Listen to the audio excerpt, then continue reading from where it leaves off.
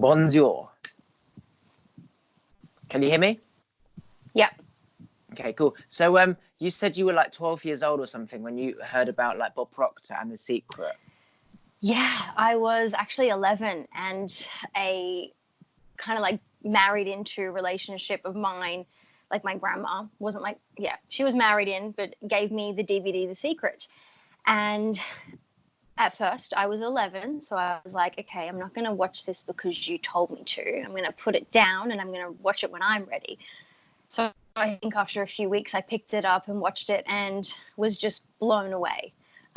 Especially by John Assaraf and Bob Proctor. They really spoke to me. And then I guess from then at an early age, it was very scary to hear that whatever I was thinking was manifesting, whether I was aware of what I was thinking or not. And so I had quite a big fears as a child. So I would think that the more I thought of those things, the more they would happen. And it really quite scared me. And I thought, no, there was a purpose of this movie for a reason. So I'm going to do my research. So from then until now, and I'm 26 now, I've been researching Bob Proctor and the Proctor Gallagher Institute and everything about The Secret and what it's all about. And at this point, looking back at 11-year-old me and now, my gosh, there was just no reason to be fearful of any of it. I should have just dove straight in years ago instead of taking so long to do such extensive research. But here we are, and we're talking about it now. And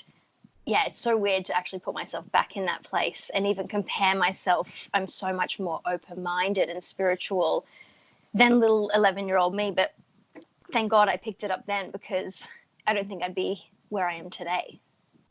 I remember when I came across like the videos of, he had the whiteboard and it was a paradigm shift, and he drew a picture of a circle and then it was halved and it says subconscious, conscious, and he wrote how people get there, and it's unfamiliar territory, and then they come back, and that when you take that step, it is going to be unfamiliar territory because it's not part of your like brain at all. But then once you get there, everything becomes easier. And like that's what I used to be like. Fear used to had everything in my head, but yet fear was what was stopping me from doing it. Like procrastination to like every single thought. And the more thoughts you have, the more you get overwhelmed with what the fuck do I do? Which one do I start? Like, where do I go? And so you just sort of think about more stuff. You don't do anything. And then all of a sudden I started to take action on all my thoughts. And then just amazing shit began to happen. Like I started to see all these people that I'd never seen in ages because I was sort of avoiding them. I had grudges against them. And when I started to forgive them, I saw one guy 3 days in a row, and I hadn't seen him for like 9 years since I left school. He used to bully me. And so I forgave him in my mind, and I see him 3 days in a row. So just me taking action on thoughts was attracting all these people in real time as I was thinking of them. It's so when we like think of stuff, it's literally attracting that person. Like you don't know why you're taking a left turn or right turn, but in terms of like energy, there's a magnetic field and a pull down that road as opposed to that road, because someone down that road has a vibration that you're thinking about. And when you understand it, it's powerful. But when it happens, it's like, holy shit. Like, it's amazing. Yeah, and that is the biggest thing, is majority of people want to see before they believe, but you have to believe before you see. And that's exactly right. We think on frequencies. So when, just like Bob describes with the telephone is a frequency. So I can call you and you'll be on that frequency and you'll receive that call. But if I'm thinking about you, you'll end up picking the phone and calling me, or we'll go to call each other at the same time because we're thinking on the same frequency, and it just attracts. And it's so simple when you break it down. But because as children, our subconscious mind is wide open, and we do just filter everything in from our five senses. What we see, hear, smell, taste, touch just goes on in from the outside world and forms all our habits. And like you said, a paradigm is a multitude of habits. So say you're at the grocery store. Every time you're at the grocery store as a child, you hear mum say, we can't afford that. After time, you believe that, and that you grow up believing that you can't afford things, and you check the prices of things and you limit yourself to a certain amount. You look at your bank statement and go, this is what I'm worth and this is what I can buy. So you go to the shops limiting yourself and making sure everything adds up to what you have. You don't ever think into the future and go, well, this is just a result right now because of all my choices, and tomorrow is totally different. It is a whole new opportunity depending on what I think about, how I wake up, what the first thing I do is. And it's literally what Bob says, your thoughts cause your feelings, which cause your actions, which cause your results. And majority of people will live from the outside in and think that life is happening to them, but it's actually happening for them. And you need to live from the inside out, because once you do that and you're doing it, every decision is based on everything that you want, and you seriously consider that before making any choice, you are just free. Now, that's the thing. When I first became aware of all this stuff, I didn't understand it. I just trusted the process of like believing in the unknown. So I'd literally just jump in and just trust that I'll be able to swim. And I remember just sort of thinking to myself, I have nothing to lose. I can't believe I'm doing this. Like, I don't know what's going to happen, and just jumping into everything. And then naturally things start to happen. And then you realize that's what it is all about. Everything is the unknown. Everything that's happened at this moment is based on the past, which was once the unknown. So the future is no different. It's just like a different paradigm shift. So when you understand that everything you did once was the unknown, the only difference is you're aware that you're going to go into the unknown, whereas before you were just doing stuff and that was it. But most of the time it was the wrong stuff. So yes, that's it's powerful. Exactly right. And so many people, you can look at someone who's successful that is actually totally unaware, but their upbringing was discipline, persistence, and taking action on their dreams. And they're just unaware that they are achieving the whole basis of the law of attraction. And people that aren't aware can look at that and go, why did they get that and I don't? And it's not a matter of deserving. Everybody is deserving of anything, and we all have infinite potential. You just have to know how to tap into that infinite intelligence and have a little chat with the universe and go, decided what I want. I'm going to start taking action and I'll be rewarded. Yeah. And it goes, of course, it just doesn't have a choice. Your subconscious can't tell whether something is real or not. So if you start envisioning things that aren't there yet and you feel emotions that are attached to them, it has to manifest them, because it doesn't know real from not real. It just knows thought and thought feelings. And good thought feelings will get good things, and bad thought feelings will get bad things. It's so simple, but so complicated. Every time I think of someone and I don't take action on that thought, they always call me. And I always, to me, it's just normal now. Like, it's just part of life. Like, if I think about someone and don't do it or call them, they'll call me. Or if I'm thinking about telling my mum to put this on the shopping list, like some dark chocolate, some olives or whatever, if I don't write down my thought on the shopping list, she just says, I've got you some olives or some deodorant or some chocolate. I'm like, thanks. Like, to me, it's just part of life. And what's interesting for me is I go back and ask her, when did you think to get the olives? Because then I work out when I put that thought out. And often it's like within like a few seconds, minutes of me thinking about it. I love going back in time and sort of thinking, when did you think about that? Why did you think about that? And really understanding how you picked up my thought. And because it happens all the time, like anything on the shopping list, it happens. Like, it just happens 100% of the time. But yeah, it's fascinating for me when I sort of go, why did you do that? And they don't even know themselves, which is more amazing, because like knowing it happens is fun, but when you understand it, it's like, it's even more amazing, because it's like a scientist, like having this belief of a science experiment, and then it's in front of him, and he's like seeing like the HIV being cured from his jab he made. So now it's like, fuck, I visioned this and it's happening, and it's just quite amazing. Like, my mum always blows out the candles when she goes out, and I was focusing on that candle, like, you're going to forget. And then I said, Mum, have you forgot something? She goes, no, we're in the car. She goes, did you blow out the candle? And she went, oh my God, that's the first time she's ever not blown out the candle. And that's because I was focusing on it, where I didn't want us to blow out the candle. So I do things like this to teach my parents that thoughts are powerful. Like, I purposely do things like this to show that I can control your thoughts just by my thoughts. Like, and then I take my mum through it, like, tell me why you forgot the candle. Like, what made you forget the candle? And they can't explain it, because there isn't anything to explain. It is what it is.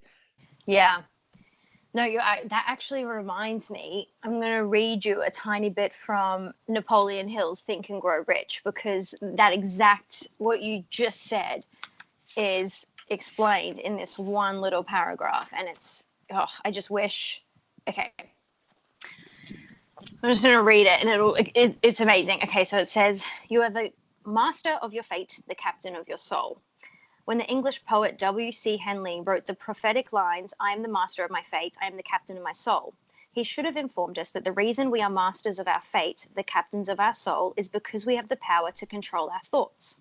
He should have told us that the ether in which this little planet floats, in which we move and have our being, is a form of energy moving at an inconceivably high rate of vibration, and that the ether is filled with a form of universal power which adapts itself to the nature of the thoughts we hold in our minds and influences us in natural ways to transmute our thoughts into their physical equivalent. Yeah, like, so obviously controlling our own thoughts is one thing. Like, that's fantastic. Like, don't we control our thoughts anyway?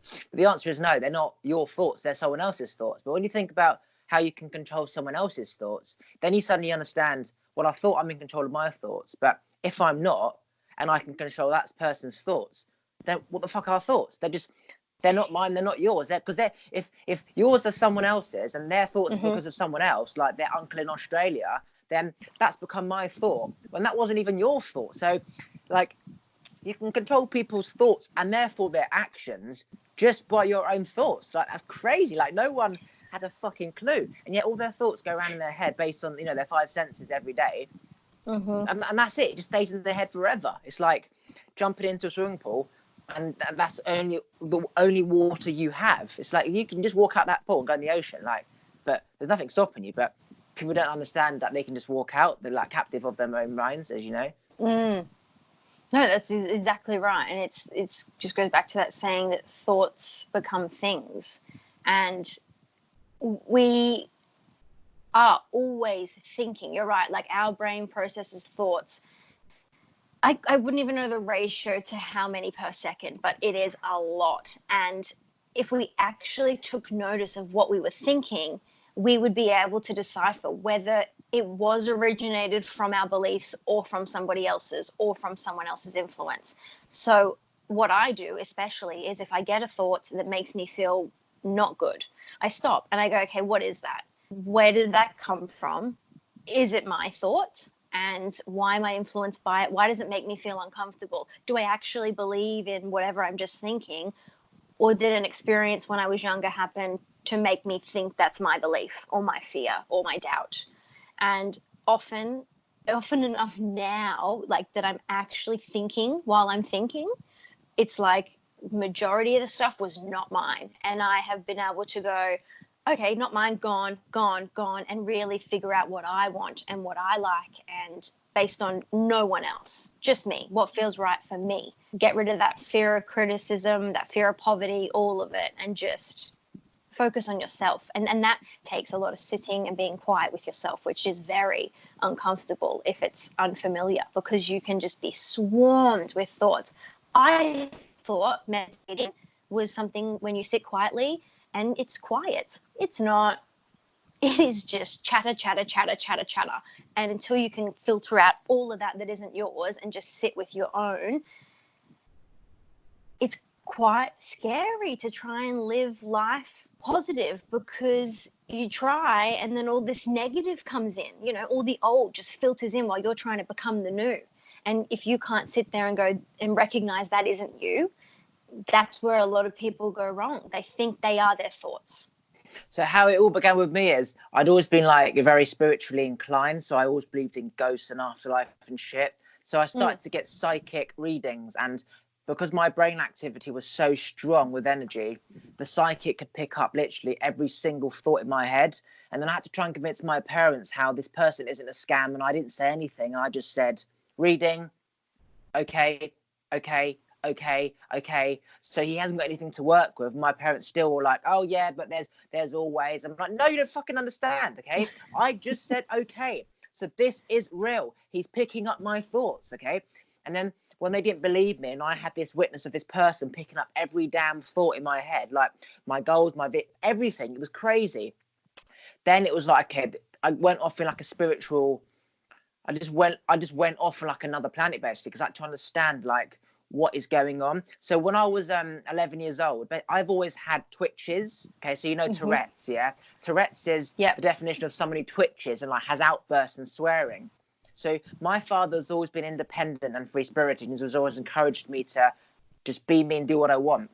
My mum, on the other hand, has always been like, don't be, that's stupid, that you can't do that, that's not normal, can't you just do that? So my dad's given me freedom of thought, my mum's taking it back. So now I have these two voices in my head, negative and positive, saying you can, you can't, you can, you can't. I've got all these ideas from my dad and thoughts. My mum's like, you can't do that, don't be so stupid. So now these thoughts can't go anywhere, because obviously when I was young, I can't just go and make a business at 10 or whatever because I'm fucking 10. So then all these thoughts are in my head. Like a computer, the motherboard starts to flash when the computer's active. So twitching of the facial muscles is parts of the brain, deep parts of the brain, which most people never access because they don't think outside the box. My brain is activated all day, all night. My face is twitching because I'm trying to process like more information to help my brain. When I used to wake up, there used to be no twitching because obviously my brain was in like the beta state or whatever, which is just meditation state. So it's like the computer's on sleep mode. There's no motherboard flashing. Okay, and the swearing is about frustration of your own thoughts, like fuck, cunt. If you're listening to that person in the library, he's going fuck, cunt, shit, fucker. You're like, who is he speaking to? He's not speaking to anyone. He's just because he's sitting there. There is activity in his brain. He's getting frustrated how he can't do something, so he's swearing. But really, there's a lot going on. So I had the psychic reading. He's picking up all these thoughts. I started to apply action to all the things that he said, the psychic said. I also learned the law of attraction at that time, which is filter out all the bullshit and then focus on the stuff that is actually yours. And slowly, bit by bit. In fact, no, that's a lie. Within 3 weeks, my Tourette's literally disappeared. I went from brain activity Tourette's, like all these bullshit thoughts, help me God, to I filtered out all the negative thoughts, focused on all the positive thoughts, did all the things that the psychic, basically what I knew I should be doing deep down, meditated, and I had no brain activity. I was in pure meditation. There was no twitching, there was no swearing. I was up to date on all my thoughts. I had no thoughts left. I forgave everyone. I gave all their belongings back. I did all the stuff I needed to do. I sent all the emails. I did everything. I bought everything that I needed. So I had no thoughts in my head. So now I just had to filter out any shit which was not relevant. And so keeping that state of just nothingness, like the stillness, right? And I binned everything in my room. I just had a bed. I binned my TV. I binned my piano. I binned my phone. So there was nothing cluttering my mind apart from my parents. And because I could control what they were saying, I had nothing. And I could, as I said, I was in such a powerful, energetic state of mind that I could think of anyone. I'd see them. I'd literally walk out my house, go to the supermarket, and I'd see them just as I thought about them. So I was so in tune with my thoughts that what I was thinking, I was seeing immediately. And the threats disappeared. And the only reason why I blink now is because I am still very active in my brain. So you need some kind of like wiggle movement. But when I'm just meditating, there's no twitching whatsoever. But when I'm thinking or I'm like focusing like now, like very like my brain's active, my eyes blink, but I've had the blinking literally since I was 1 year old. And that's because I've always had an active brain since birth. But the point is that all that twitching stopped when I learned to control my thoughts. And thoughts dominate, That's amazing. Basically. Wow. So people go what did meditation. That feel like? What did that feel like when you first realized that and you felt the calmness of your thoughts and your muscles as well? I literally remember thinking it was like I was looking through black and white video and I was looking through color, and I had really bad acne growing up and nothing has worked for acne. I've tried every medicine. I've tried every fucking thing possible. The only thing I didn't try is not washing my face. Okay. So when you wash your face, you knock off the scabs that are trying to like heal. So you're constantly red and sore. But what's amazing is that when I stopped thinking, my Tourette's went, my spots went, which tells me the stress I was putting myself under, like the negative vibration of being trapped and trying to do this, but mum says no, my dad says you can. The stress I was under was like my body trying to remove all this negative energy through spots. And I suddenly had all this rash my armpits, like my groin area, like my reproductive system was like being reborn again. I had all this rash. I was sweating at night. My face just cleared up, and I realized that everything is to do with like energy and vibration and stress. And so yeah, my spots went, my Tourette's went. I could see clearly. I could understand things at school. I could never understand things when the teacher was saying something. My brain would start chipping in halfway and like kind of affirming what she was saying or saying it in my own way, to the point where I started listening back to her and I forgot what she was saying. So there's no point listening anymore because I've lost where she was going. So now I just go into my head again, start thinking about blah, blah, blah, blah. And so I never understood anything. So I spent my whole life trying to work out stuff in my own way, that I didn't need to listen to them. Or actually, if I'd listened to them, I would have had the answers, but that's not kind of how it works, because it's all about you explaining something, the same thing in your own way. It's different to me. I've got to translate it in my own way. So for like 21 years, I was always on this trying to catch up on working out stuff that I'd been taught. But I still had to listen to all their bullshit. And then at 21, had a massive breakdown where I was just in my room listening to YouTube videos, Bob Proctor, all through the night, over and over and over and over and over and over again. All this other stuff, secret law of attraction, binaural beats. And then it was like color to black and white or black and white to color. Tourette's went, spots went. And it was like, oh my God. It was just, everything was so clear. The lights were bright. I was in meditation like for 4 or 5 months, and truly incredible. So yeah, medication isn't needed if you understand the solution in the first place. Exactly. That is what it's all about. Literally, thoughts can cause disease and disintegration. And if you break up the word disease into two, it's dis-ease. Your body is not at ease. And that has come from fear thoughts or negative thoughts, which turn into fear, worry, doubt. All three of those turn into anxiety. Now, anxiety is suppressed, not expressed. And so when it's suppressed, it turns into disease and then disintegration. And if you just backtrack exactly like you did, you can reverse it. You can get sick and you can think your way out of the sickness, like honestly, but you have to believe it. And you did. You just kept filtering your brain with all the positive stuff. There was no room for negative, like anything. It was just filtered with Bob videos and all your stuff that you would listen to at night. So you don't get a choice but to get the positive result, because you're not allowing negative filters to come through. It's when we open ourselves up to all that negativity where we're so damaged. And it's funny because even if you're not trying to apply the law of attraction, I find the universe will give you an opportunity to see the magic and invite you on board. If that makes sense, you'll get given some sort of sign or opportunity where it's saying, here I am, I do exist. And if you are still believing, let's do this. Like, here's a bit of grace for your efforts. I know you're stressed, but here's something good. And it's funny, when I started to study at the Proctor Gallagher Institute, I'd had the Proctor Gallagher Institute on my vision board for years. Like, just, I knew I was going to study there one day, but fear of poverty was in the way forever. I was always looking at the websites. I did the paradigm shift with Bob online, and I just kept saying, I'm going to be there, but when I have the money, like, I'll study there when I have the money. And when you keep projecting when I have the money, I'm never going to have the money, because I'm not projecting that I have it now. So it can't form that to me, because I'm always projecting when I have it. So I kept doing that.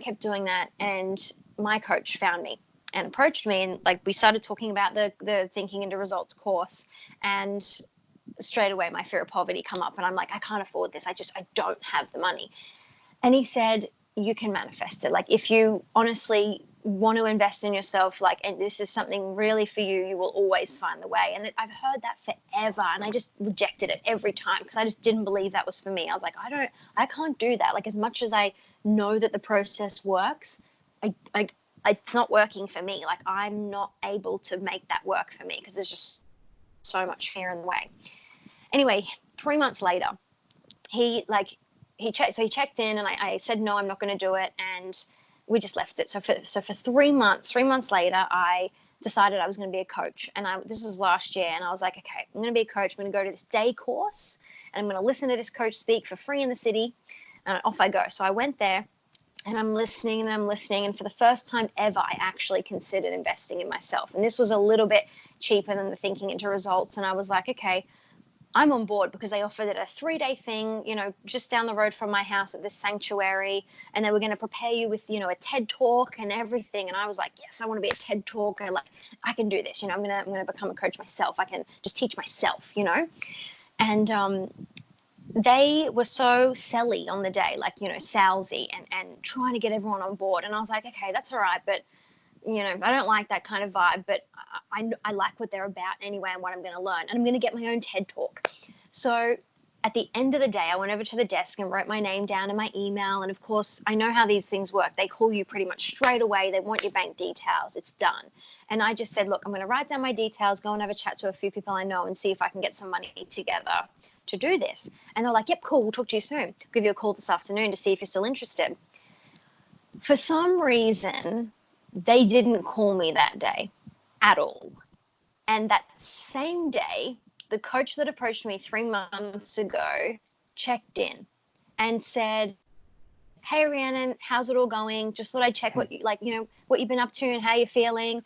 And I literally just said, just spieled the whole thing to him, because he was a coach from the Proctor Gallagher Institute. My trust in him was as if he was Bob, because he's in a circle. And I was like, you are no different to Bob. I'm going to just let this out and let's decipher this, because this is a universal message. It's synchronicity. What is going on? Anyway, he was like, this is definitely a sign from the universe. It's definitely synchronicity. And he wasn't pushy as if like, no, this is a message, join me. He was just helping me decipher it. And he spent about half an hour on the phone with me where I was crying and trying to think of what this message is. And every part of my being wanted to be studying at the Institute, but that fear of poverty come up again. And I'd been given the all clear to pay for this other course. I'd gotten a family member to say, yep, I'm going to invest in you. But the Proctor Gallagher one was a little bit more expensive. But that's where my heart was. That's what's been on my vision board. And every part of my being just wanted to go and ask for more of an investment and just see, especially after these me. In 24 hours, I got nothing. And I was like, this is a gap for me to talk to the coach and be shown, no, this is what you want, remember? Silly? Like, what the fuck are you doing? And so I did. I approached that family member and I said, okay, thanks for the big chat before, but this is what I actually want to do. And they listened and understood and took that leap for me. And I mapped out a whole payment plan and was like, this is the maximum time it's going to take. But me taking this leap of action, it's going to be paid off so much quicker because of this, because of you taking this chance and because of me being able to access everything I've wanted to. And that was just such a message that couldn't have been planned. Like, there is no way that these guys were so salesy all day, like, do it. Like, we're going to call you. We'll see you this afternoon. Like, let us know, because it's tight knit, it's limited, like limited places, and then just for nothing. And then in that 24 hours after, they sent a message and were like, so just checking in. And I was just like, yeah, sorry, it's not for me. And I was just so content with that decision, because 3 days at a little sanctuary prepping a TED talk is nothing compared to 6 months of going fully internal and just, like you said, almost rebirthing yourself. And so that was just phenomenal for me. That was one of those little messages that you just cannot plan. And if you're going to ignore it, the universe will just keep showing up until you learn the lesson. Really, it's a pattern. So do you know much about quantum physics and the double slit experiment? So when you observe a particle, it becomes a wave. No. Okay, quantum physics, yes, but not what? No. Okay, so what you've explained, where you focus on something and it's wrong, and then the thing you're not focusing on, which you were focusing on, comes to you. Mm-hmm. When you focus on something, let's say a particle, it becomes a wave. So when a human observes something that is a particle, it becomes a wave. The universe can only bring things as a particle form. You throw something at a wall, it comes back. Okay, you don't know when it's going to come back, but it will come back. So if you throw it there, it's going to come back. It just only happens on a particle form, whereas a wave is something different. It's just not the same. It's like Channel 5 radio station versus Channel 4. It's just two different things, wave, particle. When you focus on something, it's now a waveform, and that thing can't come back to you unless it is a particle form. So when you stop observing the first guy who reached out to you, he's now back to a particle. Now, when you throw that ball against the wall, you trust it will come back, but it's got to reach the other side first and then come back. And that could be a few days, a few minutes, or a few months. In your case, it was 3 months, for example. But that came back when you weren't observing it. When you were focusing on the Bob Proctor thing or whatever, you wanted it kind of so bad, you were focusing on it so bad, they saw that you were desperate, they were trying to pitch it and sell it to you. You are focusing on that. That's now a wave. But the things that you want is a particle. Like, it can't come back whilst you're observing it. And so the more you focus on it, the more money you need, the more they say we can limited spaces, the more you ask all family members, the more they suddenly can't provide the funds. Because again, you're focusing on it, wave, focusing on it, wave, focusing on it, wave. Every time you fucking look, wave, wave, wave. It can't come back on a wave. But because you weren't focusing on the first guy, it's now a particle. You threw that ball, it came back at the correct time, because it has to go out, say, 100 meters, and it takes time to come back 100 meters, and it comes back. So the double slit experiment is where they shoot a particle against a board and they expect it to go there, like when you throw a ball. But when a human watches it, it becomes a wave. And when the human looks away, it's a particle. So every time a human observes something, it changes that thing. Whether it's a relationship, whether it's love, whether it's a business deal, whether it's a job. When you focus on whatever it is, that's why they say you have to let it go. It's now a wave. It can only come back in a particle form. So that's why when you have all these things that you want and you let it go, it's gone out there. You've thrown that tennis ball. It will come back once it reaches the other end of the wall, and then it's got to come back. But if you're looking at it, it's a wave, and it can only come back in a particle form. So you let it all go, and that's why the things you want will come to you when you least expect it. And when you focus on it so badly, it doesn't come to you because it can only come in a particle form, not a wave. And my mum tried for 3 years to have me. She was so fucking desperate for a kid. 3 years. She went through the IVF, and just when she got accepted for the IVF, she got pregnant. Yeah. It's the same pattern. Hello there, we've got a space for you. Oh, never mind, I'm pregnant. So when my mum let go of this desperation of how am I going to have a kid, she trusts the doctors. The doctors say, yeah, you've got a good chance of being accepted. You relax, you surrender your soul, you let God take over, you let the doctors take over. Now your body's relaxed, your muscles aren't tense anymore. The energy can flow through you. When you're tense, it can't flow. So now she lets go, she's relaxed. IVF's going to take care of it. Let's fuck again. We get pregnant. 3 years of being tense, she couldn't get pregnant. But years of me being stressed, spots, everything, Tourette's. But when you let go, like with your person who contacted you 3 months in advance, it's because you weren't focusing on it. You could say that was what was meant to be at that time. That was what you really wanted at that time, but you were too desperate, you didn't have enough money, so you let it go. And just at that perfect precision, it's always literally that perfect precision. It's almost like a tree falling on you here or here, but it's never here. And it always happens when you let go and you sort of just trust the universe to bring what's right, because it's bringing stuff that you've already thought about or that you are thinking about. So it's all yours anyway, as long as it was something that was carefully thought about when you thought about it.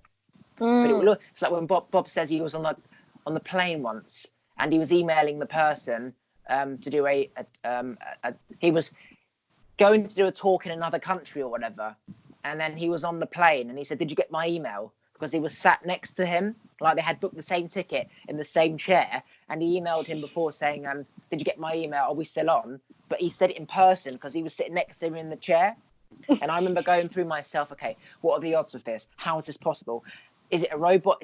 Is it computer? Is it humans doing it? How did they end up at the same place? And again,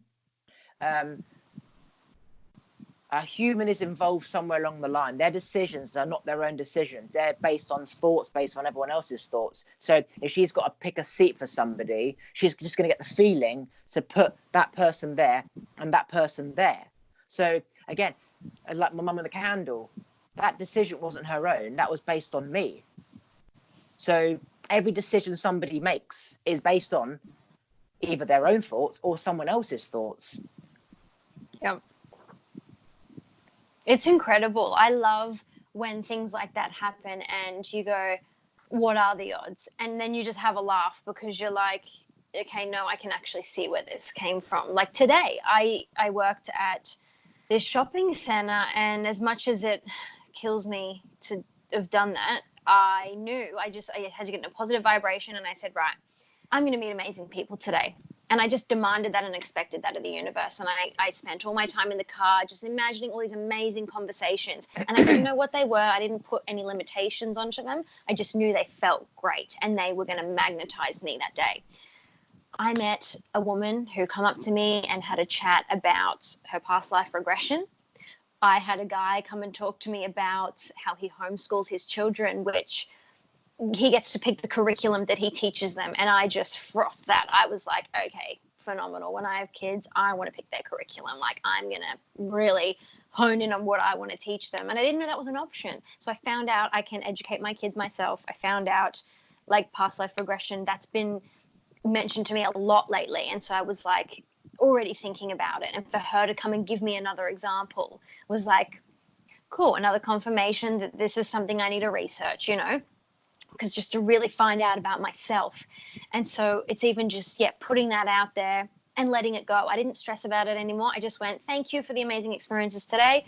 And off I go, let it go. And then all these people come to me and I told each one of them, I said, I drew you to me today. And they were like, they just agree. They're like, yeah, okay.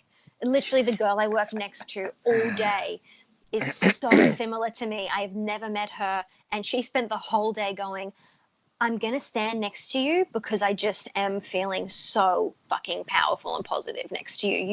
You are like shoving all of my negativity out of the way and just bringing me back to the real me. Because she would, you know, you'd try to fit in with people when you don't know them yet. And you might like say things that you think will fit in or whatever. I even made a wrong assumption about her. And the next minute we just become our authentic selves, cut all the bullshit. We were like, okay, we're almost the same person. Like, this is weird, but not weird. And I'm in the habit now of going, oh my God, that's so weird. But it's not. Like, because then I go, hang on, it's not weird. It's the laws of the universe. It is what it is, you know? Yeah, like, so do you believe that when you are, you know, you said how it's a confirmation from the universe, right? Mm-hmm.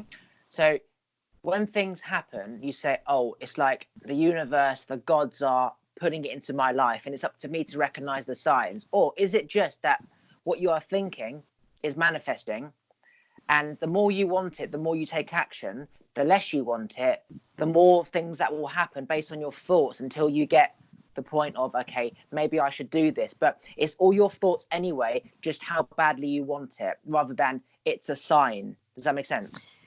Yeah, no, it does. When I refer to the universe or God or anything, I believe everything is energy. So I think I am the universe, I am God, I am all of that. But in saying that, I believe in infinite intelligence and that we can tap into the spirit world and ask for guidance, because nothing is created or destroyed. And Bob pushes that so passionately. So we were always here before we arrived on planet Earth, and we're still there after. No matter what, nothing is created or destroyed. Everything is energy. So once the people are no longer a physical form, I can still tap into them and get guidance, if that makes sense, because they're still there. So yeah, it's like, it's not necessarily like we have a God or the universe. I think we can definitely get signs from the ether and tap into infinite intelligence. But I think we are all one in a sense that we believe in something, but we actually are that something because we are all energy. You know, when someone dies, their brain frequency is now like still. So let's just say they were 0 when they were born. When they're 80, they are vibration frequency 985. Okay. Mm-hmm. And they've evolved as they have lived, basically. That frequency, like that energy, all their energy in their thoughts, like that stays, that's there. Like, you know, you sense a spirit. Well, all that energy is still there. But when they die, you could say that energy frequency doesn't increase because they're not there to take the conscious action to then move over there to take that energy. But if we are all energy and vibration, and our thoughts are magnetically attracting other people's thoughts to the point we don't need to physically move there, then even though their body has died, their brain, their frequency is still attracting other, let's say, magnets on that frequency, even though they're physically not there, which then says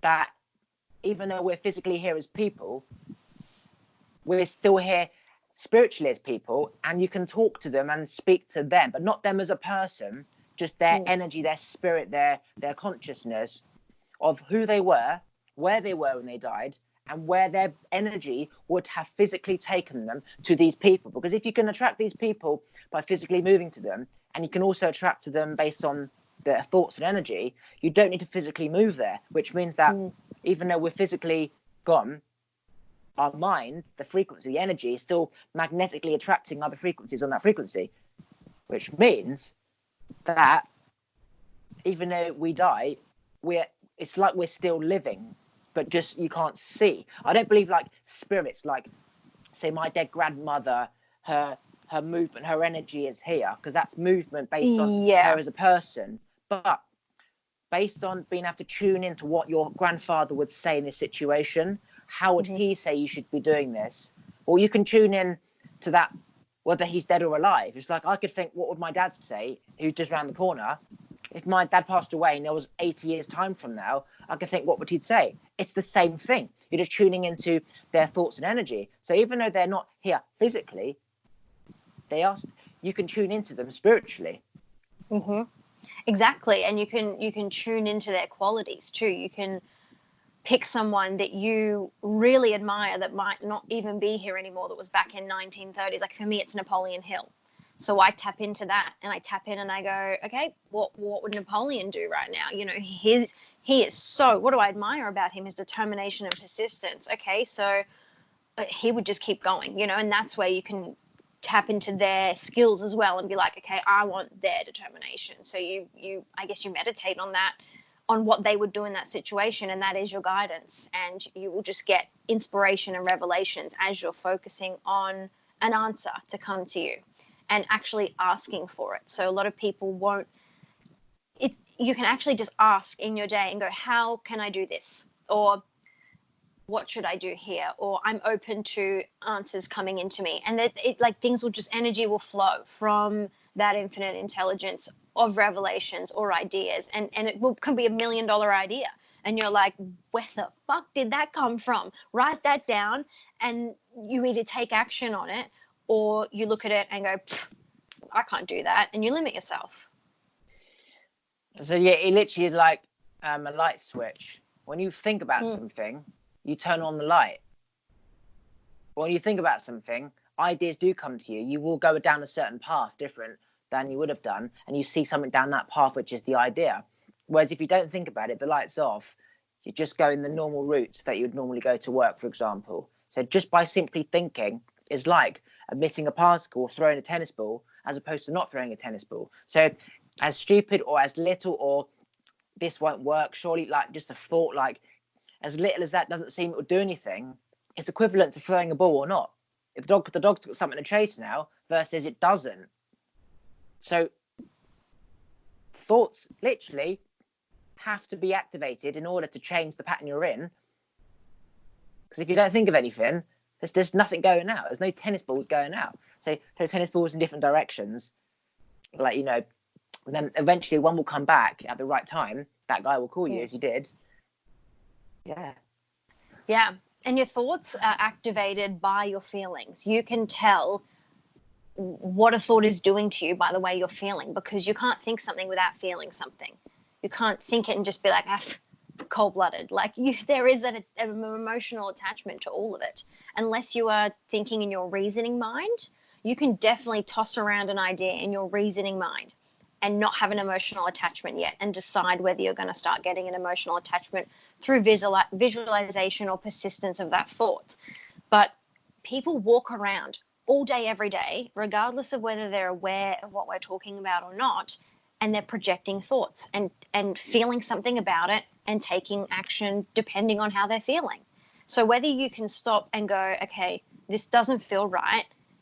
Okay, no, that's actually not my thought. I would feel good about this if I thought about it in this way, and I'm going to choose to think about it in this way now, and this feels good, and then good things happen. You'll take good action based on that good feeling. You're not going to take bad action because you feel good. So it depends on how you feel about your thoughts as well, on what action you're going to take. What has been the biggest, like, oh my fucking shit situation where, like, you've been like, I wanted a certain guy in a certain industry, and then you suddenly leave the house and you go to Costa, but you don't normally go Costa or whatever, a coffee shop. And then as you walk out, you drop your purse, and he picks it up, and then he's like, oh, what's that you've got there? Oh, I'm a student for this, and this. He goes, oh, I own a university. And you're like, oh my fucking God, like, all the things that happened along the way, I was attracting you into my life. And then you go and sit down and have a coffee. Like, what is your biggest, like, oh my God, like, this is amazing, like, law of attraction, so what I call a pure law of attraction result, you know what I mean? So the one that comes to mind, there is actually so many. This happens to me all the time.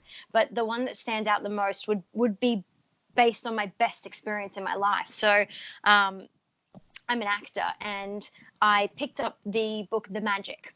And it's a 28-day gratitude practice book. So for 28 days, you read through one practice each day and you do it.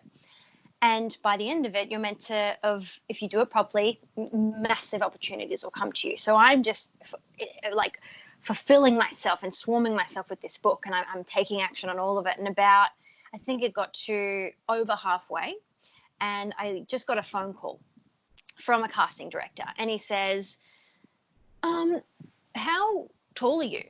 And I told him, and I said, 156 centimeters. And he goes, okay, perfect. That's what I thought. Because the other casting director didn't believe me and thought you were way taller. And I thought, no, I've seen her. She is this tall. You need to come into the studios today. And I said, okay, what for?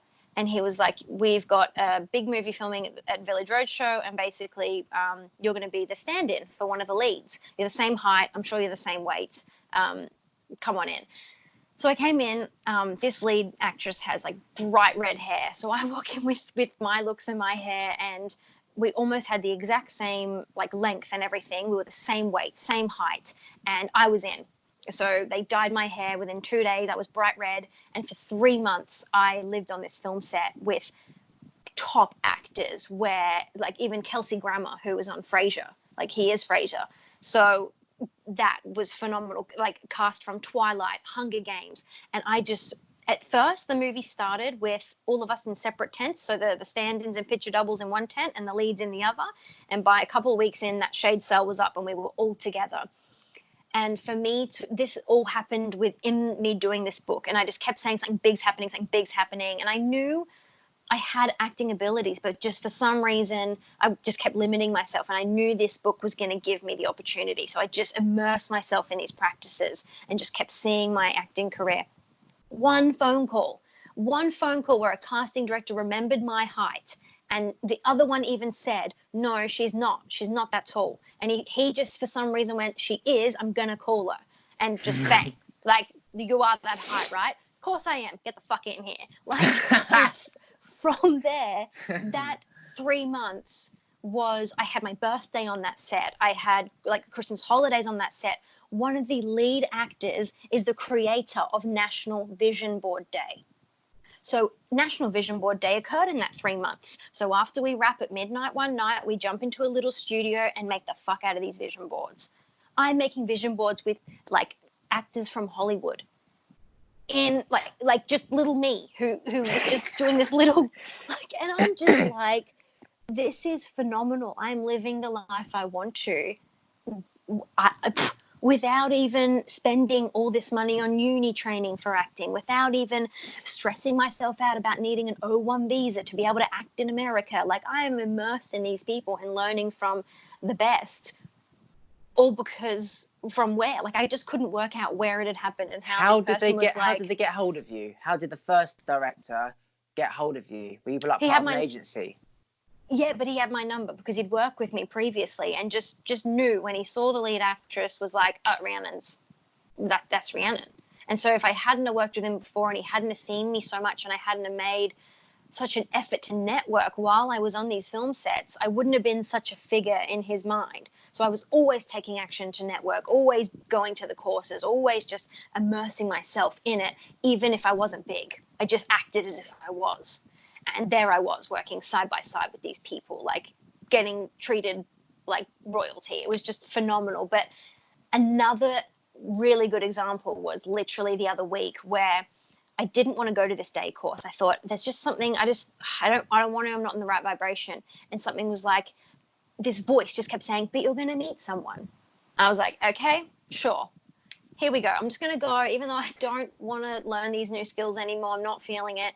I know I'm going to meet somebody. So pack my bags, get on the train, off I go. The first woman that sits next to me tells me all about this children's coaching program about stories and their subconscious mind. Now, I've worked in childcare for 10 years. And in those 10 years, I made a decision that I was going to impact the educational system for the better and teach children to have the most strongest subconscious minds. She just throws out this course, and I'm like, I've been looking for material like that. Like, you're who I was meant to meet. And me and her have like formed a friendship, done some photo shoots together for my portfolio. She's a photographer. So win-win all round. And it's just listening to those little, just little inklings or just like a nudge, or, I picked up that magic book just knowing there was something for me coming, and I just had to do it. So they're my ahas. So I wanted to go to London to start doing podcasts with people, and I decided the night before, after I had my whiteboard out, writing plans and shit, what I needed to do, that the next day I was going to go to London and I was going to meet somebody for my podcast. I wanted someone who knew like all the knowledge I knew, not just a few of it, like everything, dimension, spirit, chakras, law of attraction, power of the mind, thoughts, the whole fucking shebang, right? And I was just observing people on like Piccadilly Circus and sitting on the steps, and I went to Trafalgar Square, and I went up to a few people and I was like, I'm going to do a podcast, but they weren't like what I was looking for. They were just like, yeah, I've heard of it, whatever. So I went to Trafalgar Square, didn't feel the energy, like it wasn't there. And all of a sudden I went to Leicester Square, and there was this busker singing, but the guy next to him, he was going to be busking afterwards. So I just went to him and I said, do you want to do a podcast? He goes, what about? And I said, law of attraction, blah, blah, blah, blah, blah, blah, blah, blah, blah, blah, blah, blah. And then his face just lit up with a massive smile. And I was like, well, this is the guy I was supposed to meet today. And then it started to rain like 5 minutes after I'd got there. And then they packed up and left. So if I'd left Leicester Square, if I'd left Trafalgar Square, even 5 minutes after I thought I need to be moving, and I didn't trust my gut that says go Leicester Square, or the voice in my head, then they would have packed up. I never would have seen this person. So acting on your gut or voice in your head in real time is like someone trying to tune into your walkie-talkie in real time. There's no point bloody going, hello, I'm here in 5 minutes time, because they've gone. And then we ended up having an hour and a half chat in like a coffee shop about the type of stuff that we would have spoke about on the podcast, to the point where I was like, shit, this is exactly podcast material. And then a week later, I went to his house. He did a 3-hour podcast about pretty much every single thing like you could think about, like consciousness, energy, afterlife, for 3 hours. And it was like, I just trusted my gut. I went to London and I met this person. But what's amazing is I trust my gut along the way as well. So I had to go to there, to Trafalgar Square, back to Leicester Square. It's all good saying I'm going to London. My mum was like, you can't just go up to random people. I'm like, why? There's no fucking rules like how to find podcasters. It just trust my gut. I said, just trust me. I'll come back with a story. I would have met him. And I go to London and I find that person. So yeah, it's just always go with your gut instinct. Like, don't think about it. Because if you think about it, that thought's gone. And sometimes I'm lazy. I'm like, I think about going to Tesco's to get some ginger beer. And I'm like, okay, it's not necessarily the ginger beer that I need to get. I'll go there, see someone that will trigger off a thought, or I'll see somebody I've been thinking about, or something like that. There's always an alternative reason, but the ginger beer is like a stepping stone to going there. So I always just like, if I get a thought in my head, I never think, is it something that I wanted out of my 5 senses, or something I heard on the TV, or do I need ginger beer? I've got fucking ginger beer. To me, it's almost like a messenger, like go there, something's going to happen. I don't want to walk, but suddenly go to Tesco's, which is a supermarket, because someone will be there or something. And I love just kind of trusting the messenger and just going with it. Like, this is how I got to this state in the first place. I didn't know anything about any of this shit. Before I worked it out and understood energy and atoms and vibrations, I just trusted basically what Bob was saying, which is just trust that it will happen. I had nothing to lose. And it was scary, but then you sort of think like, I can't believe I'm fucking doing this. I don't know where I'm going, I'm just fucking going. And then amazing stuff happens. And then the more it happens, the more you trust that feeling. And then you just sort of have no fear of ever trusting that I'm fucking off to London again, because it just happens, like everything that you want. It's exactly right. And it reminds me of, I think if people are listening to this, they might think, okay, but how do you break through over to the other side of that fear? And Bob explains it as the terror barrier. So we can be having X thoughts, X ideas, and then we take X actions and get X results. But then a Y idea comes and we start to entertain the Y idea. And the more you think about the Y idea and you get emotionally involved, you go into an XY vibration. I was in an XY vibration for probably 3 months where old me, and I used to refer to, I still do, old me and new me, because old me will always pop up and go, hey, remember how we used to be scared about this? You should probably still be scared. And I'm like, new me's like, get out, bitch. Like, just no room for you here. But that XY vibration is literally where you're at the terror barrier. And you can choose to either push through and keep going or go straight back into bondage, back to your X thoughts. Bob literally says you are still going to feel the fear pushing through the terror barrier. You're going to get on the other side to freedom and you're still going to feel sick and anxious because it's new territory. It's not like you get on the other side and you're like, freedom. You're like, oh my God, this is so new and different. So you can still feel all those feelings, but what's on the other side mixed with that is the freedom and the knowledge that you could do it. And then you have the power to think of new Y ideas that are even bigger and better and bigger results. But you've got to be able to acknowledge that it's actually okay to still feel sick and anxious while pushing through the terror barrier, because that's what stopped me for a long time. I used to be very judgmental of myself and say, okay, I'm not in a vibration to do this, so it's actually not going to happen. Like, I'm too scared. I feel too sick. But that sick feeling is another confirmation that you can feel the fear and do it anyway. Yeah, so I used to be very insecure and nervous on the outside. I always believed I was going to be the millionaire, most famous person on the planet, still do. I always believed in myself more than anyone. That was the problem with the Tourette's. I've got all these thoughts of my own and everyone's saying you can't do that, it's crazy. So it's this conflict. Yeah. So I used to go clubbing with my friends at school who weren't actually my friends at school, they were just there. And they used to be really insecure and dancing like really nervously. And I just picked up all their nervous, negative energy. I used to feel sick thinking about going in the club, being in the club. I used to feel sick, people looking at me.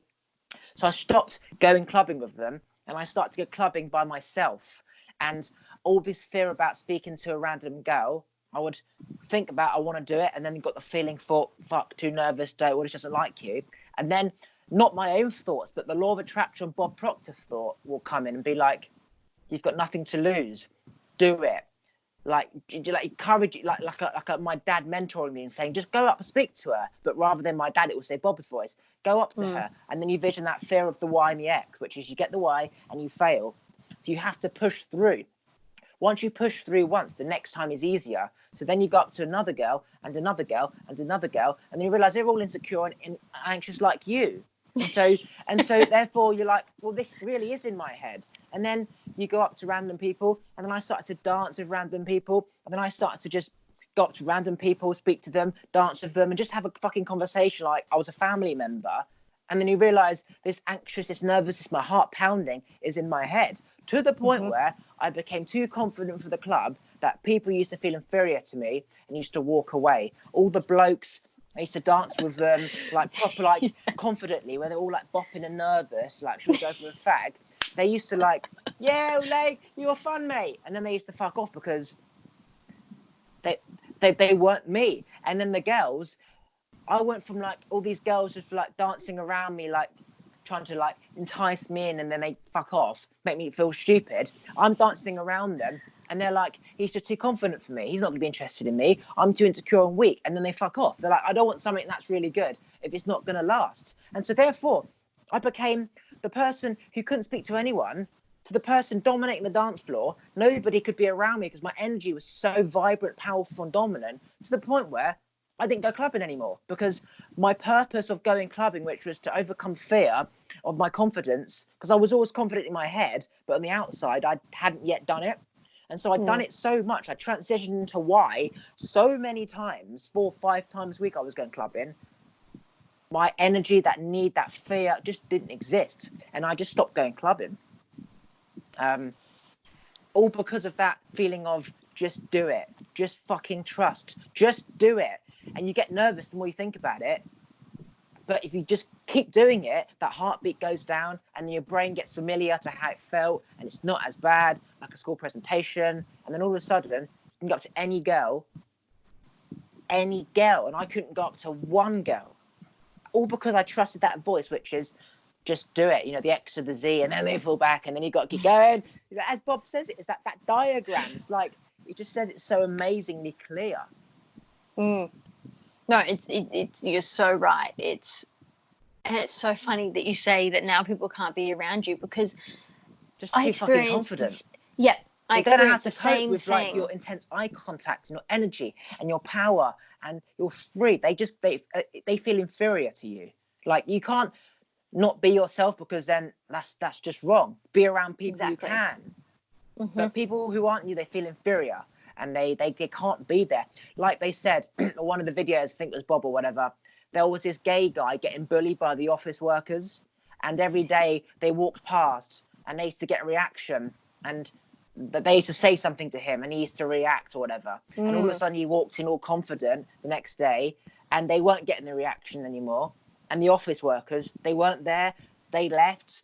And they weren't there anymore. So him just changing how he was being perceived, these people weren't bullying him anymore because he wasn't reacting. So he gained control of like perception in the mind. And do you know what I'm on about? 100%. I think it was in The Secret movie. Yeah. And they either left, they either quit their jobs, or they just started being really nice to him. Yeah. So and he could not believe it. So yeah, people feel inferior to big energies because they don't know how to handle. They're so used to be around negative fucking idiots and like bullshit and bollocks. They're not used to being around like people are like us, are pure, and well, basically are God compared to everyone else, because all we know is we just know what God is, which is as we know. Yeah, it is. It actually just becomes black and white. You can just look at the whole fucking world as black and white. It is just so predictable. Basically, you can sit there and people watch and just feel how they're feeling and almost see their fears, because it is this, they just project it and they don't even realize, but you start taking notice. And it's crazy. Like, I actually even had people walk out of my life recently without me even asking. I knew they were negative for me and toxic, and for some reason they stopped messaging me, or they just, it's almost as if they fell off the face of the earth. And I had no reason to reach out to them anymore and be like, are you okay? Like, come back to me. I was like, I'm just going to actually let them go. Like, if they don't want to be there, I actually don't want them there. So just, and it was so easy. I didn't realize I didn't have to have an awkward conversation and go, we're not in alignment.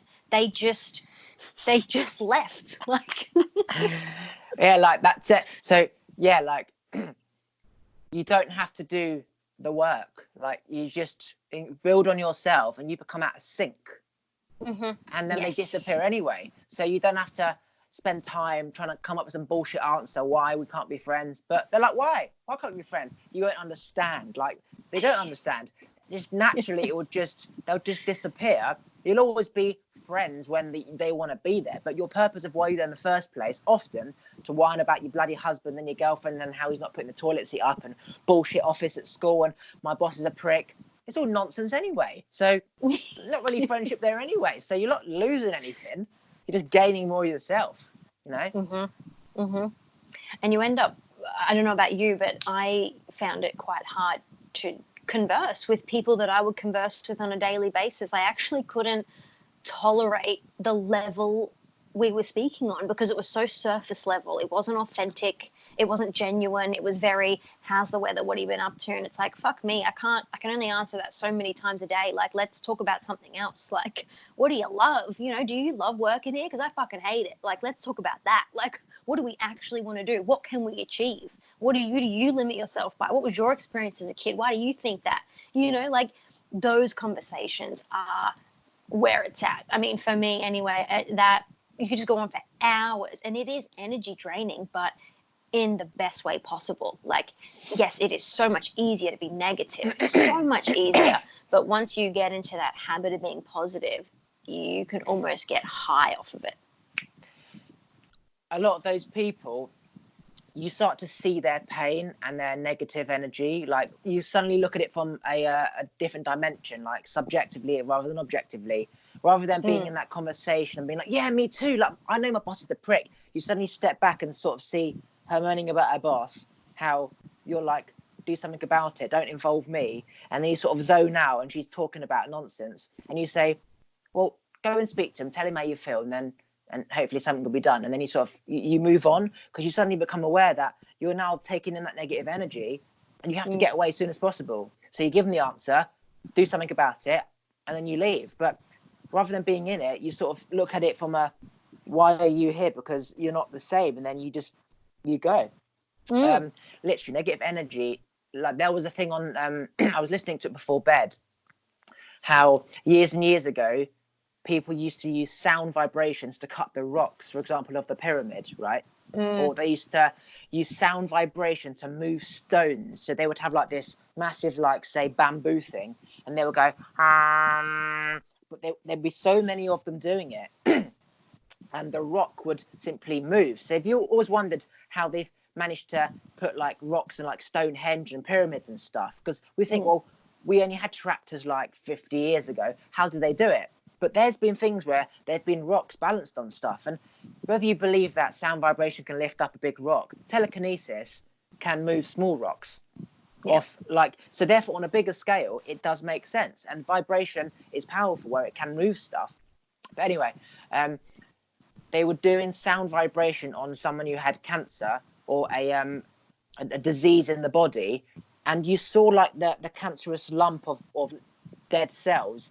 It sort of just started to vibrate, and it started to like separate, and it sort of started to disperse, and it was just like flowing again. So imagine when you're at disease, the body's not reproducing, so it clumps together, and that destroys the cells. Well, the sound vibration, it was actually 528 frequency, which is like the universal frequency, but they were putting that sound on that cell, and the cell started to break down, and it just broke down like it was just part of everything. And it was like, wow, reaffirming to me how being around people who are negative is affecting your cells, whether you like it or not. Even if they're not saying anything or they're not thinking anything, if they just are fucking feeling unhappy and depressed, that is a powerful energy, and it is affecting you. Like, if you saw water, when you freeze it after you've, you know, chanted on it in a positive energy way, versus cancer, as you're a cunt, fuck you.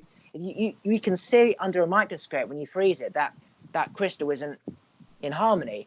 So if that's based on negative versus positive, that person is affecting your water molecules, which is affecting your cells, which is why you have to stay away from negative people as soon as you become aware that they are not positive, even if they're not saying anything. Well, 100%. And it's like how everybody says, like the top 5 people you hang out with, if you really assess them, you'll see why you behave certain ways, because it's just influential. Like, that energy is around you constantly. So sometimes you actually, I mean, we do have a choice, but it almost feels like we don't, because they can, like, unless you are so strong-willed and you have the ability to just emotionally shut off and be like, yeah, I love you, but I can't take this on. You have to physically limit your time with them. Like, even, you know, family members that are really close to me, I've had to step back and go, okay, this time spent with you, yeah, it's going to be forever, because we're blood and we're close. But I now have to consciously, whether you know, I'm not going to tell you, but consciously I'm going to make sure that the time we have together isn't as much as it maybe used to. And you might not notice that, but there's a reason for that.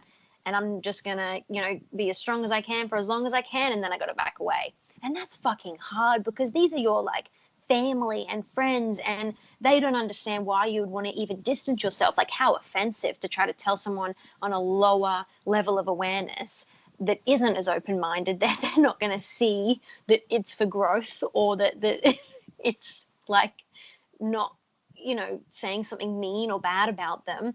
It's actually just very observant of what is going on and what is happening with energy when we're together, and it's not good. So, you can't really explain that to someone. So you just got to be conscious of what you are and who you are around, and how it does affect you, and what you can do if they are really close, just to kind of disassociate sometimes. But yeah, that's a big one. Growing up, I had like 8 people who I saw regularly, right? And when I became aware of all the law of attraction, one by one, in order of actually how they came into my life, for example, this person when I was 5, this person when I was 7, this person when I was 11, this person when I was 13, this person when I was 19, 20, as the order they came into my life is the exact same order they left. Okay. Wow. So because like as I'm growing, I'm becoming out of sync with these people. They'll always be my friends. I can reach out to them whenever.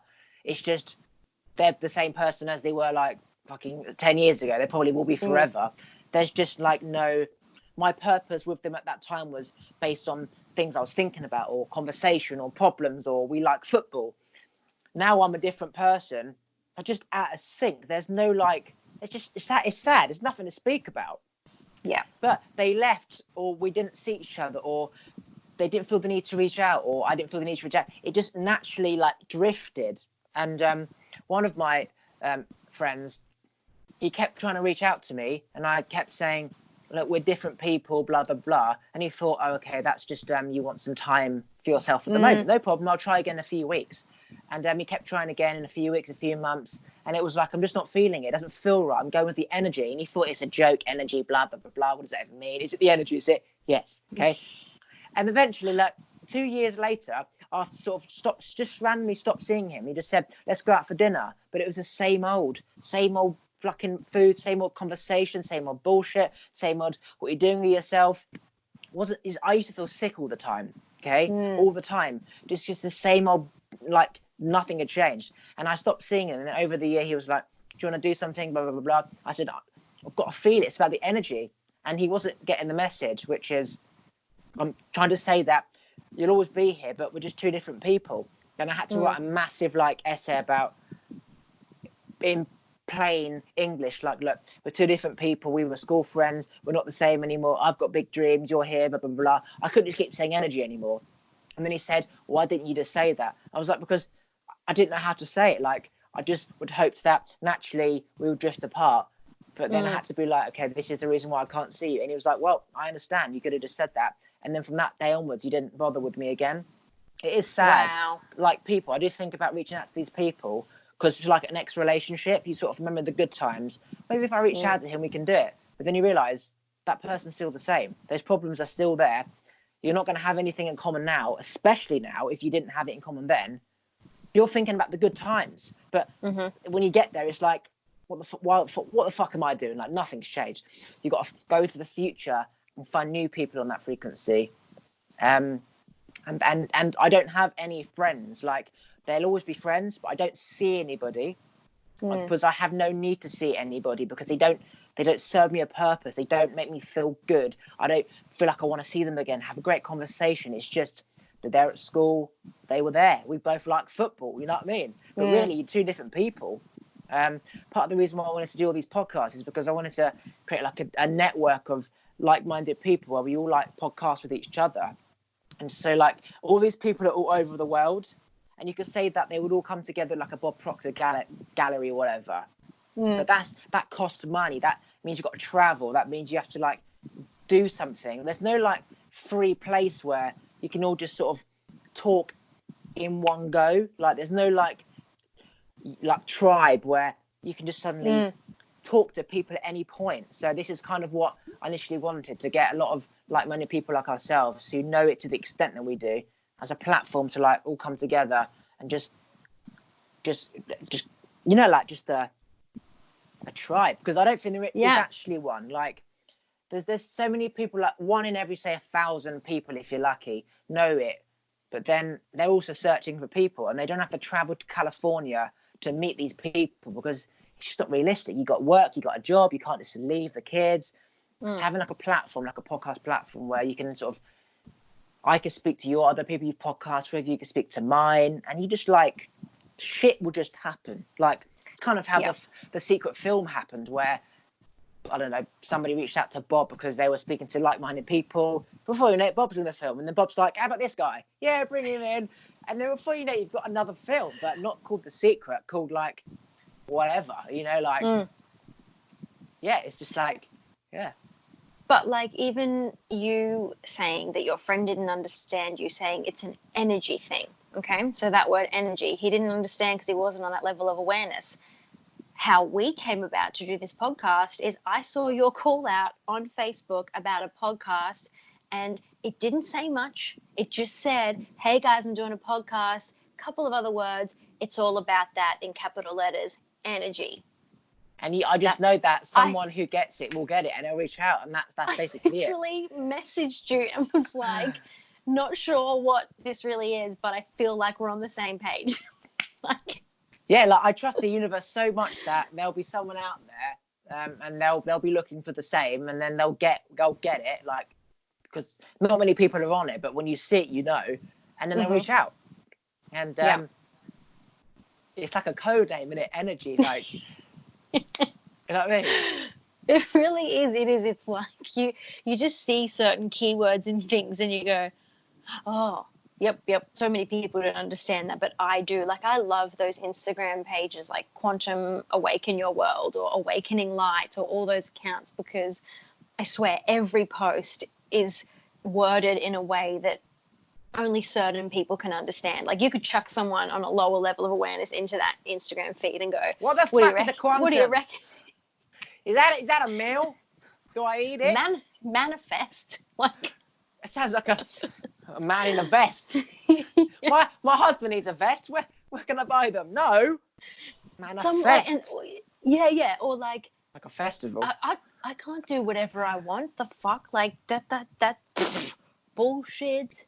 You know, that is just, I don't even watch the news anymore because... No. I've not read a paper since like 7-8 years ago. I don't watch the news anymore because it just, again, cancerous bullshit. I used to be obsessed because I liked knowing stuff, but then that was part of the problem, knowing the wrong stuff. Yep. 100%. If you actually look at everything on there, you're like, okay, I'll go research about all of this, and it's nothing like any of that.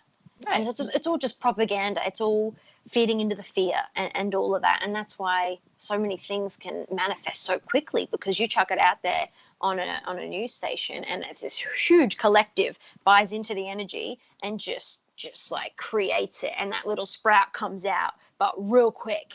And then we have something massive happening in our world. Like, I would watch somebody watching the news getting so angry about stuff happening across the other side of the fucking world. I'm like, yeah, the fires are really horrible and I wouldn't want to be in that fire, but I'm in England right now. That doesn't affect me. I don't want to emotionally feel like, oh, I wish I could help, because that affects my energy as much as I would if I was there. I've got to understand what's important for me right now, and get emotionally attached to that bloody koala bear with a broken foot, burnt foot. Yes, they've lost their homes, but I can't do anything about that, and that's making me feel shitty and nervous, and I can't do anything. If I saw it, I'd help, but I'm not. And people, like, they're looking at the news like, oh, fucking hell, terrible. Why is he doing that for? Oh, world's coming to an end. It's like, no, it's fucking not. You are never... Go for your walk in your field, go to your pub, see your friend within 30 fucking minutes. You're not going to see any of that shit. Like, don't focus on it. Like, you're never going to be there, let alone over there or there. Just go and see your mate. Go for a walk. Like, again, people are getting to this pattern of just repetitiveness. Like, people have to watch the news because their brains need to keep up with what's going on. And it's just like, you're constantly punching yourself in the face. Like, I see it. I'm like to my parents, can we turn this off? They're like, no, we need to see what's on the news. it's like an addiction, feeding that feeling of negative energy. If you're suddenly with positive people, that feeling is foreign. So you need that same feeling of negative energy. But what they don't understand is that, you know, if they were positive in the first place, they want that more feeling of positive energy. But having to try and like see like my grandparents, for example, just watching all this bullshit news, and I'm seeing them getting stressed and angry, and they're fucking angry. I'm like, Jesus, if only you saw what's happening in your body right now.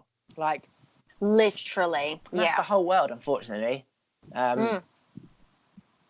You're going to find out about something real disastrous if it's important. Someone's going to go, did you know that the blah, blah, blah? And you're like, no, I didn't, but now I do. And okay, so no, if someone does come to you, you used to say, I don't listen to the news at all. If someone does come to me with something and they go, this is fucking terrible, blah, blah, blah, blah, blah. I go, okay, what is a positive thought I can send out to that thing? And then let it go, because 15 minutes of visualization is more important and more effective and more powerful than 15 hours of hard labor work. So say something is on fire, I'm going to envision water and the feeling of water and the feeling of drinking and the feeling of soaking up water. And next minute, it's fucking rain. Like, you know, that is a collective of prayers and energy towards rain. And like, it's just a collective of energy. Everything is just a collection of energy, and it transmutes, like you said, from particles to waves, or thoughts become things, or whatever. It is all happening 24/7, no matter what, as long as we're thinking. So anyone who just goes, nah, it's like, okay, that's great, but regardless of whether you say yeah or nah, it's still going to happen. So, you know, pay attention. Like, you know, people say you can't control the weather, right? Obviously, you would never be able to ever prove this, because it's like, how do you know, like, it wasn't going to come this way anyway? And there's like so many other factors, and like, but you can, if you understand how you can control vibration, how you can control water molecules, and how the rain is simply water molecules, which is being moved by wind, and how you can create kinetic energy, which is like wind, for example, and how you can control the weather when you understand the basis of controlling what are you controlling, which is the water and stuff. Whether you can make a storm happen, if you had a billion monks chanting, you could probably create enough energy where you can see on the Richter scale, whatever, what happens when you do versus what happens when you don't. Like when the monks chanted against the Chinese water in the other country, and it went like, you know, crystallized, and they froze it, as I said, when they were praying against the dirty water, and it became crystallized. So enough prayer and energy can change stuff, like change water. Can you change the weather like a storm? Again, you'll never know, but it all comes down to results. When I do this, what happens? When I don't, what happens? When I like ask for rain, it comes. It's not about, well, it was always going to rain. Maybe so. But when I wanted the rain, it didn't. When I didn't want it to rain, it didn't. And it worked for me. Like above my head, as all I care about. I don't care if it's raining in like bloody Australia, Canada, even an hour away. All I cared about was I wanted rain for my plants here, and I got it. And it's not like, oh, it was always going to rain. Again, you don't know. But thoughts can change. They can create a magnetic pull. Like, you know, water is a conductor at the end of the day. This that's it. And is possible. Yeah.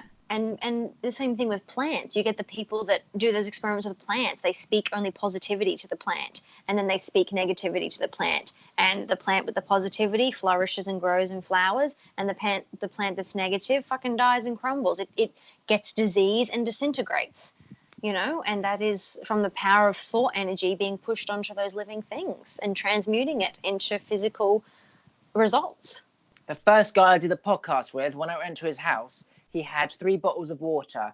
He had a piece of paper with like a harmonious monk, elephant, whatever, and he put the paper there, put the water on top, and then he had another piece of paper that was just like devil bullshit, like just a bad vibration image. And he put them in order, and he said, taste them. Now, I'm aware that my own belief of what I'm expecting to happen will influence my outcome. Sure. But also subjectively, I have got taste buds, and I can taste whether something is nice or not, whether or not you're trying to trick me or whatever.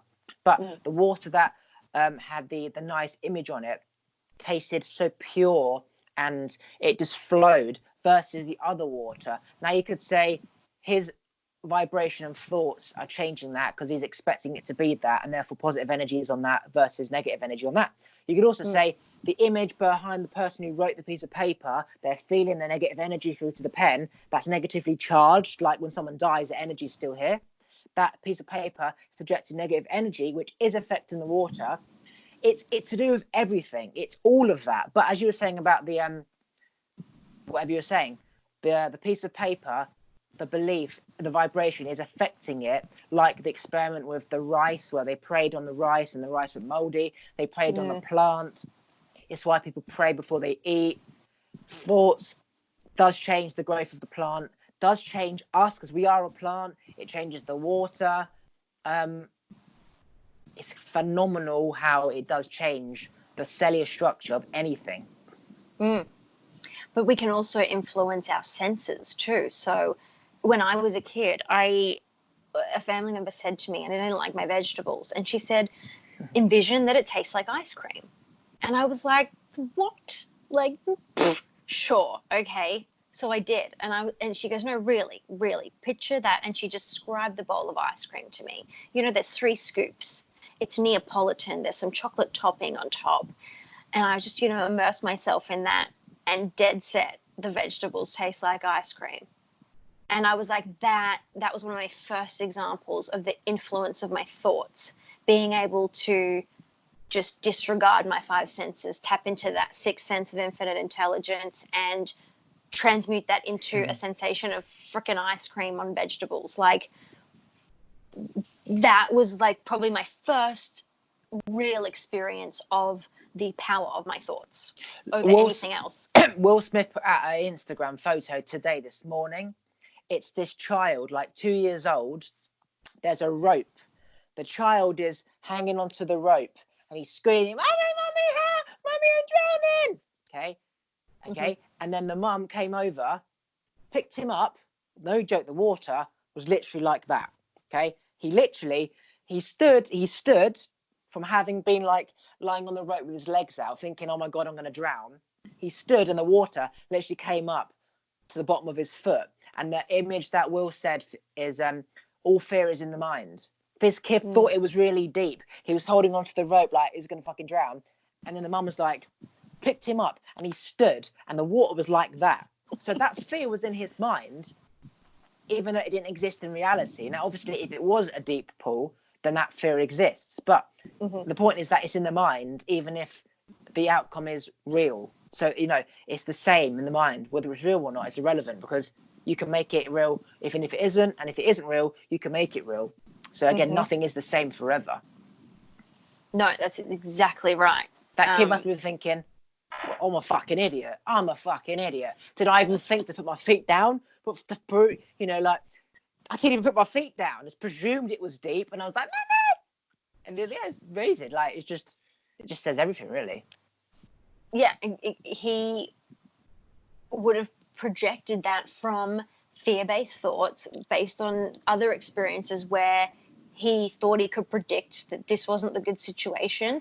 And he just went based on past experiences, projected that into the future on an assumption without any research or knowledge. Now, Bob talks about the fact that we are not us, but people that are unaware are ignorant. And a lot of the ideology around ignorance is that you're rude or cold-blooded or whatever. Ignorance just means you're uneducated, you are unaware.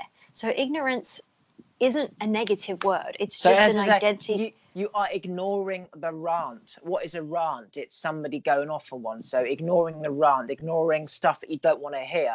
Ignorant. I don't want to see that.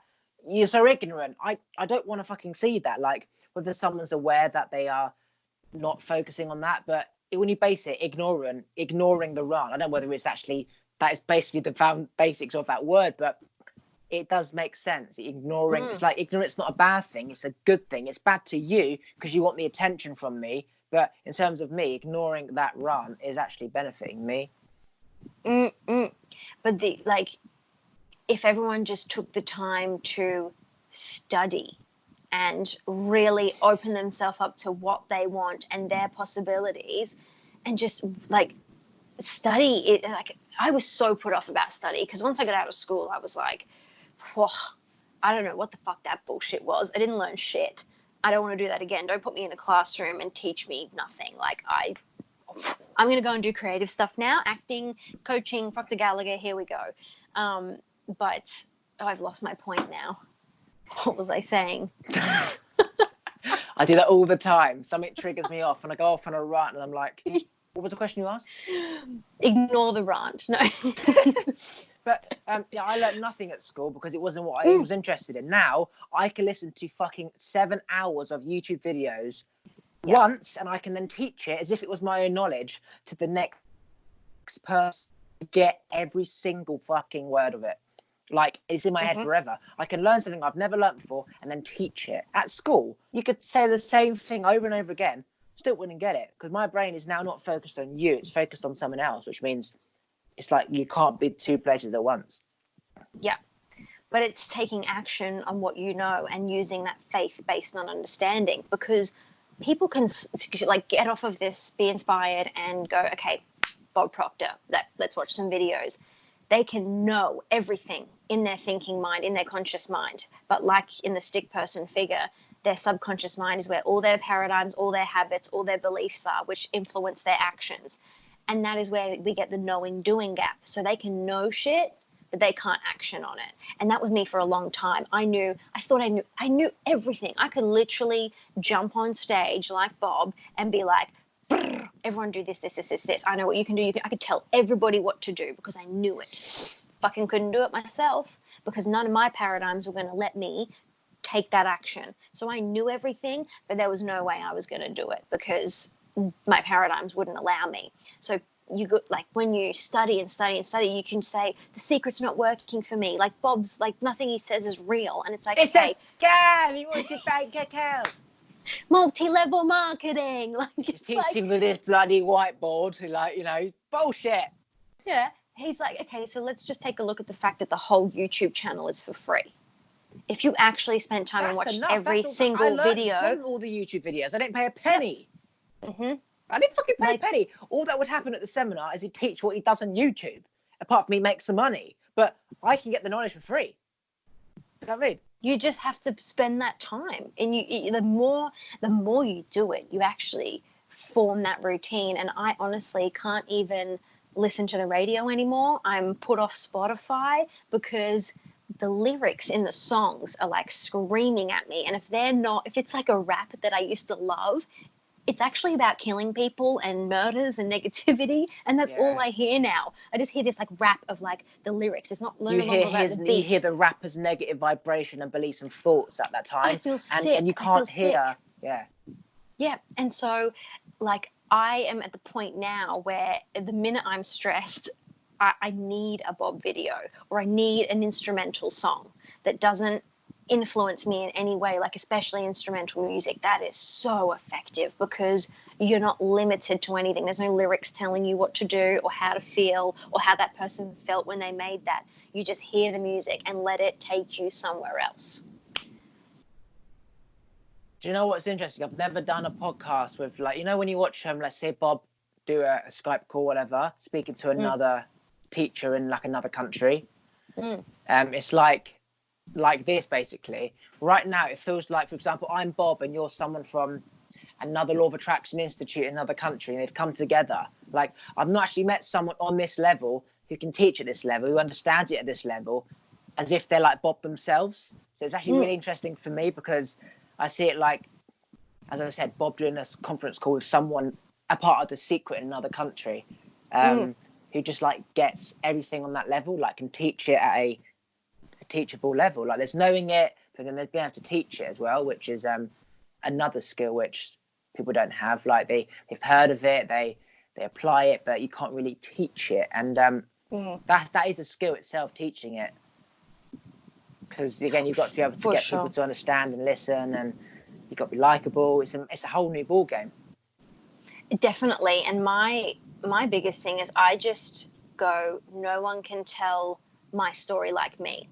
And my story is my story, and people are going to connect to it like that, and some people are not going to. And accepting that as well, because I took on a big this is going to sound so crazy, but from the minute I could think for myself, I knew that there was something special about me and that I had something very purposeful to do here.